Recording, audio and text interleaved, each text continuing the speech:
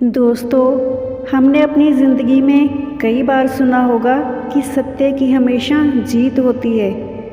लेकिन क्या आप जानते हैं कि सत्य को समझना जितना कठिन होता है, उतना ही सरल भी।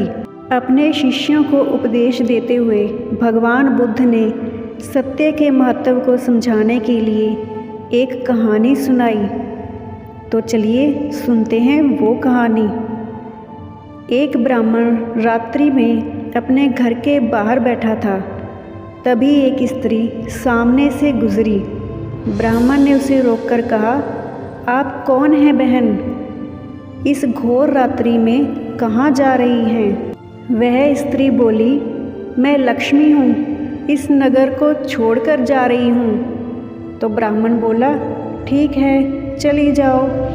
कुछ देर बाद एक और स्त्री के निकलने पर ब्राह्मण ने उससे भी वही प्रश्न पूछा, जिसके बाद वह औरत बोली, मैं कीर्ति हूँ और यहाँ से जा रही हूँ। ब्राह्मण ने कहा, ठीक है, चली जाओ।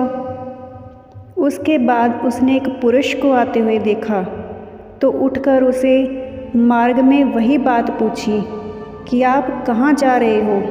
पुरुष बोला, मैं सत्य हूँ और इस नगर को छोड़कर जा रहा हूँ। यह सुनकर ब्राह्मण को बहुत चिंता हुई और वो एकदम से उस पुरुष के चरणों में गिर पड़ा और गिड़गिड़ाकर कहने लगा, नहीं भगवान, आप यहाँ से ना जाएं। आपके जाने के बाद कुछ भी नहीं बचेगा। मैं आपको यहाँ से जाने नहीं दूँगा, भले ही मेरे प्राण क्यों न निकल जाएं। उस परोपकारी ब्राह्मण की विनती सुनकर सत्य कहते हैं कि मैं वहीं रुक जाता हूँ, और वो वहाँ रुकना स्वीकार कर लेते हैं। ब्राह्मण को बहुत खुशी होती है। कुछ ही क्षणों में लक्ष्मी और कीर्ति को वापस आते देखकर वह मुस्कुराकर पूछता है, आप दोनों तो चली गई थी, अब क्या हुआ? यह सुनकर दोनों बोली, हे ब्राह्मण देव, जहाँ पर सत्य है वहाँ से हम नहीं जा सकते, अब हमें यहीं रहना होगा।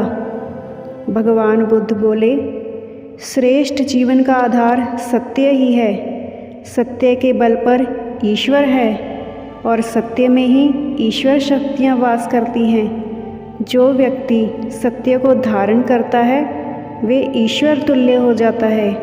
परंतु सत्य का मार्ग कांटों से भरा हुआ है। इस पे चलना बहुत ही कठिन होता है और कोई विरला पुरुष ही होता है जो इस मार्ग पर चल पाता है। इसीलिए दुनिया की भीड़ का हिस्सा मत बनो, हमेशा सत्य की राह पर चलो।